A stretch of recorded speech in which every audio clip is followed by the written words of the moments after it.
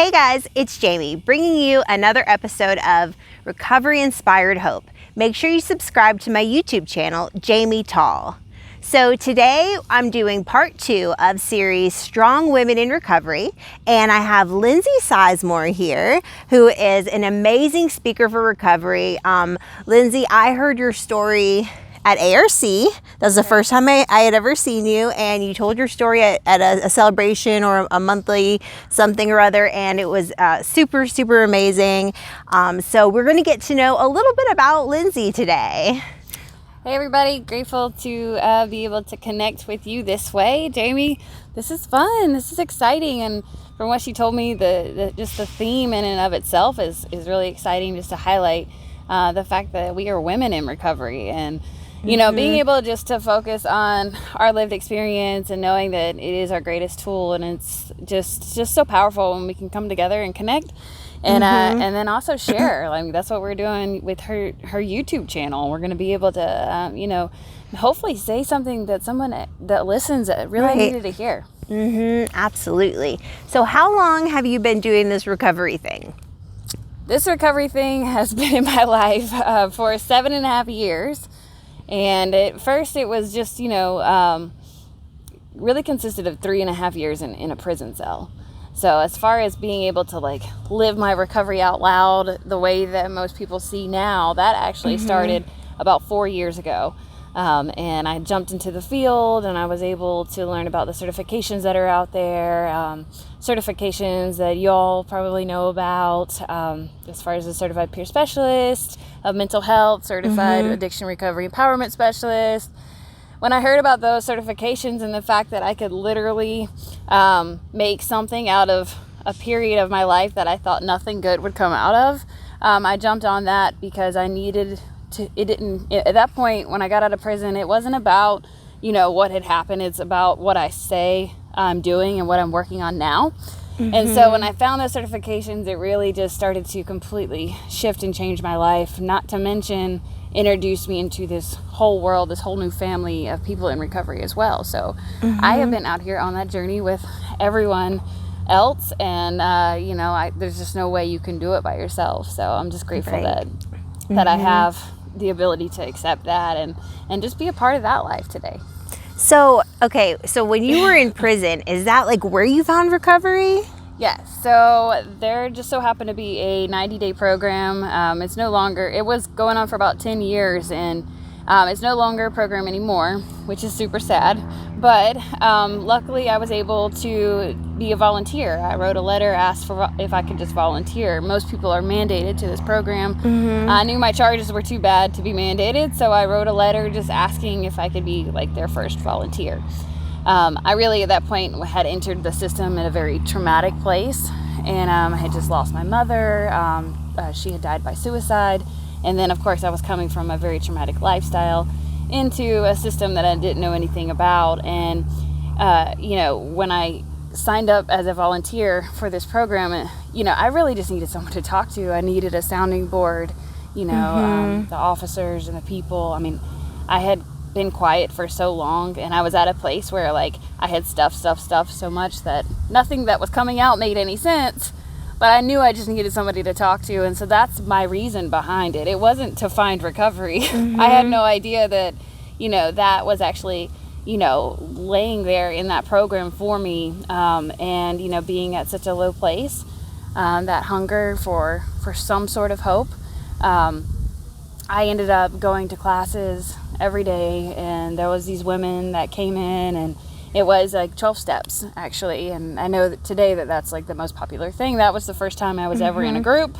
And, you know, I just, you know, I was always about evidence. You know, I didn't really believe what they were saying, or even didn't really hear much of what they were saying, but I saw that they were coming back, and I saw that they were smiling. I saw that they looked alive. I saw that they had things that I wanted. And I saw that they talked to me like a human being. And it didn't matter that I was facing 20 years in jail. It didn't matter any of that. And it was, honestly, I tell people, it was the first concept of love I ever felt. Wow. So I equate recovery to love, you know, meeting someone right where they're at, and then being able to gain strength from each other. So yes, it was the 12 steps, and I was able to work those steps alongside a sponsor. over the first couple of years of my life. So by the time I did go to prison, I was like a full-fledged recovery cheerleader, and I was like, all about that. I was starting to, gain my self-confidence again, and and then now it's grown into something much bigger, into a much bigger world. But yeah, I had never even heard about, recovery. I'd heard about addiction, I heard about relapse, I heard about all of that and detox, because I had found myself there a few times. Yes, but I had never actually heard about recovery. So I didn't not only heard about it, but I began to feel it inside. So. Yes, and that's so cool that you talked about that, because like I remember for me when I first came into recovery, I was like, these people surely cannot be sober because they're so happy. They're happy, they're smiling. What's the catch? Yeah, like, is this a conspiracy? Like, what's really going on? Yeah. It was so hard for me to wrap my head around the fact that people could actually be happy and be sober. Yeah. And I didn't understand why you would want to talk to me. Like, I can't give you anything. And so, as I continued to like learn who I was and I started to recognize who I was all along, I knew that I knew I was right where I was supposed to be. I knew that this was actually an opportunity it was a jailhouse program in my head back then. And, for the first time in my life, I decided I was going to, do that for myself. I was going to give my all, 110%. And I guess I felt like that because, like, I had never, I felt like I had not done anything with my life up until that point.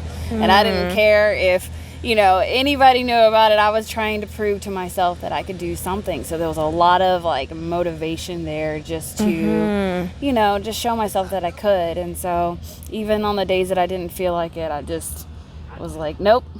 Talk to that other part of me, and I was like, oh, you're doing it anyway. Yes, and you've got to find that inside, that inner strength, that inner courage. Yeah. And I feel like women just have that naturally. Too. Yeah. So tell me about some challenges you believe as a woman you faced in recovery that maybe, men don't have to kind of deal with. So that is tough, that's a tough one to answer.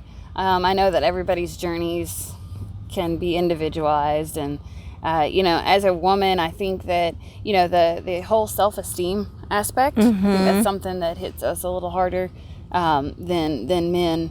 And when you wake up and you realize that you don't have a degree, you've got years in prison, you've got a decade worth of work employment gaps, and you don't.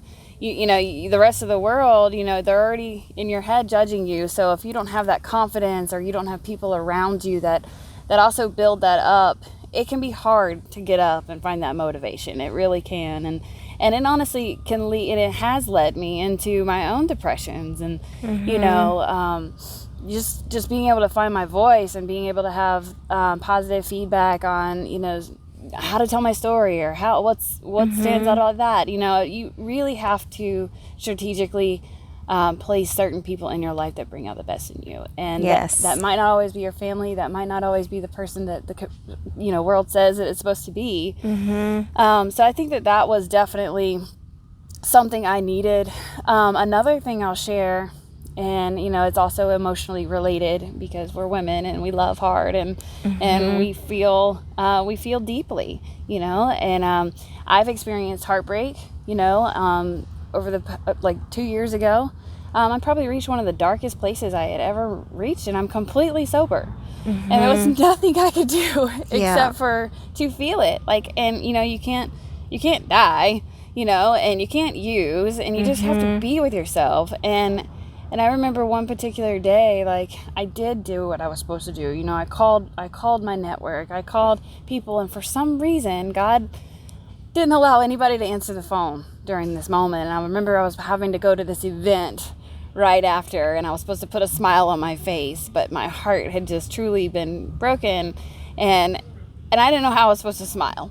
And I just remember being in this moment of decision and just knowing and trusting that you just have to keep moving anyway, so I think heartbreak is something that, it can hurt more than anything that we experience. Yes. Whether it's just a betrayal or if it's just, that sense of not being good enough or whatever. And here you are on the rise and you're building your life back up, and then all of a sudden, you get crushed like that in some sort of way. And there is strength that comes from it, but in that moment you don't feel it. And then you won't recognize it until later. But I can personally share that experience, because that is definitely something that, as a woman, I just didn't know. And so here I am, and I'm trying to just continue to rebuild my life. And as far as I'm 32 years old, I'm single, I don't have any kids, and, they just have these ideas that you're supposed to be at a certain place at a certain period of life, and all of that is just a bunch of crap. Yes. I just have come to find, and I get so much peace, and I'm happy with it. Like, we're just exactly where we're supposed to be, and whatever's supposed to happen is going to happen, as long as we just show up and keep showing up, even on the days that we don't feel like it. So, and I mean, I had to work. I found exercise as a great way for me to stay, in recovery, stay strong, feel good. At first, when I went to prison, I gained like 20 pounds. Some of that I needed because I was definitely very sick. But, I had to work hard, and I had to, go out there and start running and doing stuff I didn't think I could do. And anyway, working on loving myself and my body again. It's been a journey. I feel like fitness for me has definitely been like a pathway in my recovery. And like for me, it's like my peace time. Like I go running in the morning, and that's kind of like my time to like sit with God and like worship. And it just, it releases endorphins, and it makes you happy. And I'm also able to kind of like channel some of that energy, from like my past life. I channel that into my exercise, you know what I mean? And I'm kind of like that go hard, like it hurts so bad, but I like it. I know all about that. Yes. Absolutely. I also like to write. I think I found that writing was something that helped me heal and put things in order and gain clarity while I was locked up. And so every now, I don't write as much as I did when I was locked up, but when I do write, there's something, it releases endorphins too. I don't know. And then when I'm out there running, I just pull up my notes, and I'm like writing notes down, and I'm getting so creative. And when you can have moments where you can get creative like that, wow. It's just amazing. And I usually take whatever it is I'm going through or whatever I'm thinking about, and I just set my intention for whatever I'm about to write, and I won't finish it until I've made it into something hopeful. I used to tell people, like, you can say whatever it is you want to say as long as you end it on a positive note. I know that things fit in the tractor going back and forth. They see us doing this too, but we are resilient. And we will ignore them and just keep moving on. Perseverance at its finest. Yes. So tell me. Tell me a little bit about, you're talking about being like in this dark place and nobody answered the phone.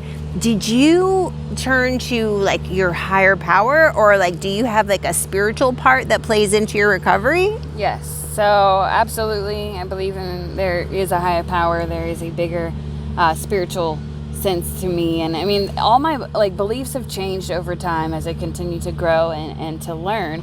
And I know that my hope is found in something that I can't even conceive. Like when I can think that, you know what, I don't have the final say. Nothing in this world has the final say. Right. And people in the Christian world, they say, amen. Well, God has the last amen, not us. And so that gives me hope for whatever situation I'm going through. I do believe that I'm a part of something like a bigger, greater plan. So even when things don't make sense, I like to think that I am, just a part of this play that's happening. And it's my job just to, I get to be in God's story. Yes. This is what we think is my story, and I'm here saying, but I get to be in God's story. And so I do these mental shifts of like gratitude and perspective changes.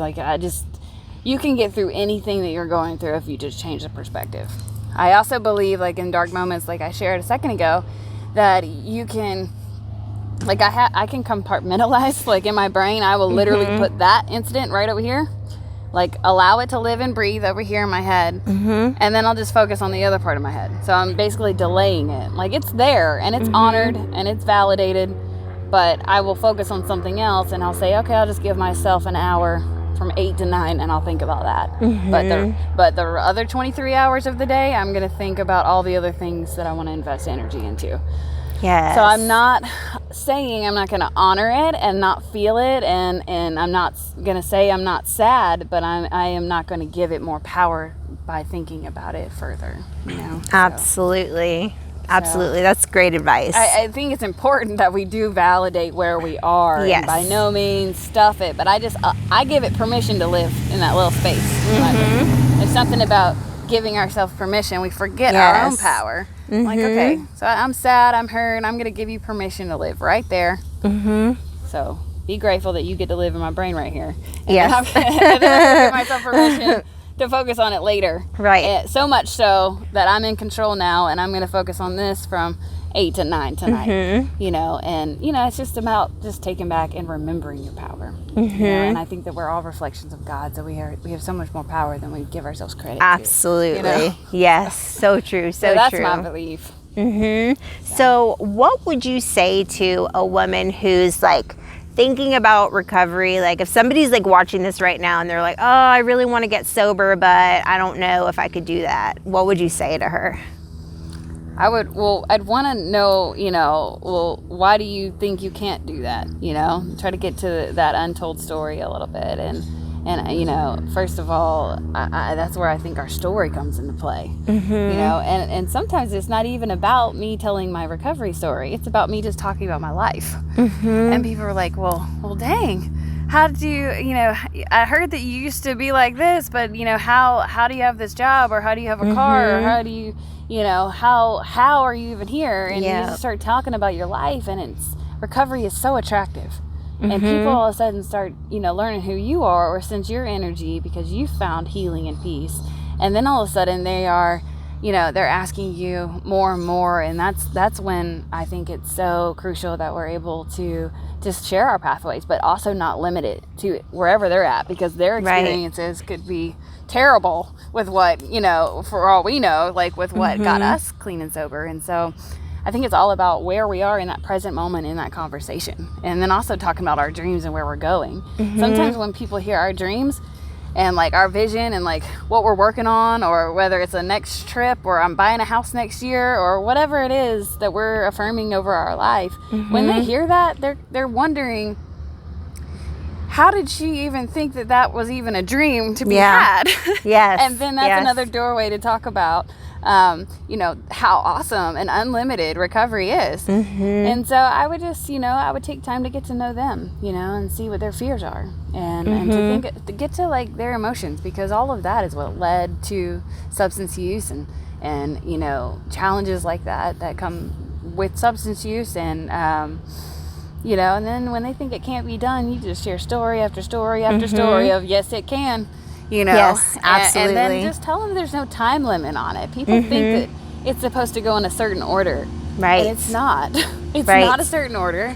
Any day could be the day. We teach that to, you know, people in hospitals and rehabs and officers and you name it. Today could be the day. You know, and that's what we were saying at the beginning of this video. Like, maybe we're saying something to you today that whoever's watching, you know, this could be it right now.